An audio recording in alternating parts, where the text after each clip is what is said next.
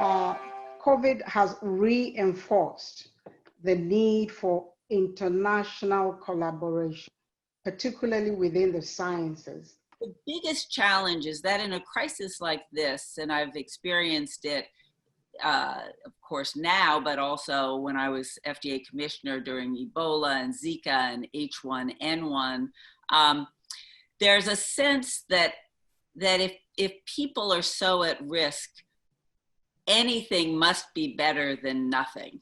And that, of course, is not the case. People can be made worse by side effects. They might miss getting a treatment they actually would benefit from because they're getting an unproven therapy. And of course, with vaccines, where you're giving healthy people a vaccine to protect them from disease, you have a special obligation to ensure both safety and efficacy. One of the challenges, though, with the kind of open information sharing that's going on and the world of social media and communication that we live in, is that in addition to really important, really good science that is advanced by this kind of communication and collaboration, there's a lot of misinformation out there too. And studies that may not really have been adequately designed that are getting reported, or partial information and just bad information. And unfortunately, intentional misinformation in some instances, including the anti-vaccination movement, has been very active. But one story that you were just asking about that we are excited about is the antibody approach. That's not a repurposed approach. It's a specifically designed approach to target this particular virus. As you know, we've done it before. We did it with Ebola, where we made a cocktail there that was proven in a study, also a collaborative study headed by the World Health Organization, done in the Congo, that worked really spectacularly. And the hope is that this targeted antibody approach, a cocktail here in coronavirus, will also prove much more effective than any of these attempts at trying old things, point where we're really hoping that within a month or two, we could have definitive data as to whether this cocktail really is working in humans like it looks like it's working in non-human primates, and could provide a great bridge and even alternative to the vaccine for either people who don't respond well to vaccine or who are already infected, because we are doing both prophylaxis and treatment. So I think there's a lot of reason for hope, like I said, but as you know, better than anybody, this is biology, this is medicine, these are humans, and until you really do it and you get the rigorous data in a really well-controlled fashion, you don't know for sure the safety and the efficacy, and that's what we hope to get in a couple of months. HIV is such a great reminder about how science really can take what was a universally fatal disease and turn it into a chronic disease with people living very long, full lives. But it's also humbling, because I remember back in 1984, when I was just a budding young doctor, the Secretary of Health and Human Services saying in 2 years we'd have an HIV vaccine. And here we are now, still searching for that. And I think in these times where we're living in a pandemic, we all want very rapid answers, and we want scientists to come up with a great drug or a great vaccine within weeks after a pandemic started. But as you already touched upon, good science takes a lot of time, and you cannot, just like in the movies, come up with a vaccine or a drug within weeks of a pandemic started. And also now there's so much rapid non-peer-reviewed publication where people put things out there. And of course, once it's out there, it's hard to ignore it.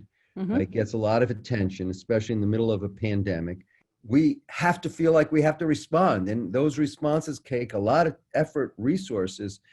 It does seem like we're going into some sort of wild, wild west type of a scenario where things are almost out of control. You got to follow it up because lives could be at stake, but you're following up mirages. I would say that we still need very careful peer review, and it's great to bring out studies on preprint servers, so without peer review, because we do want, as scientists, to quickly share results that we think are going to be very helpful and are going to save lives.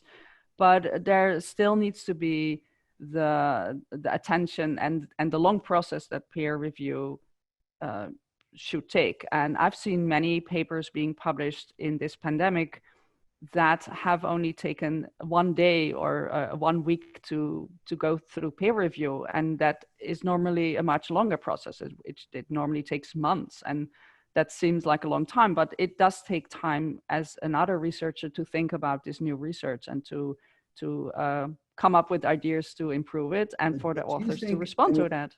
I mean, I think that what you're saying is we all want to go back to a time when we could count much more on publications, the rigor of them, that we could count on the data.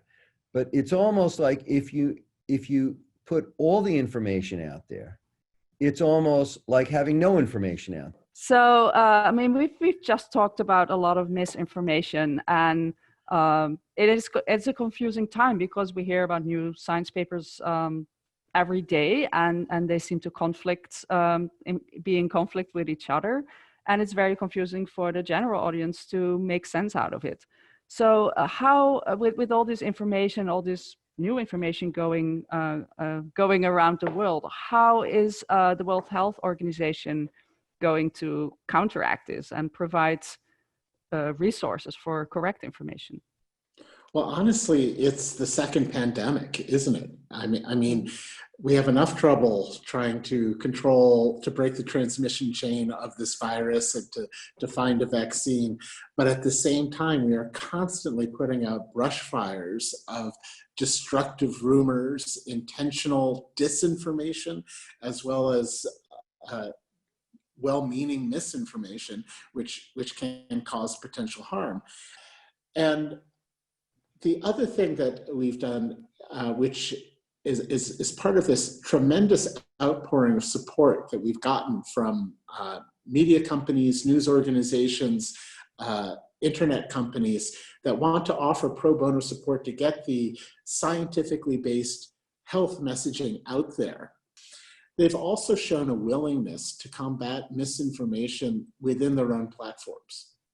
And we're not talking about opinions we disagree with.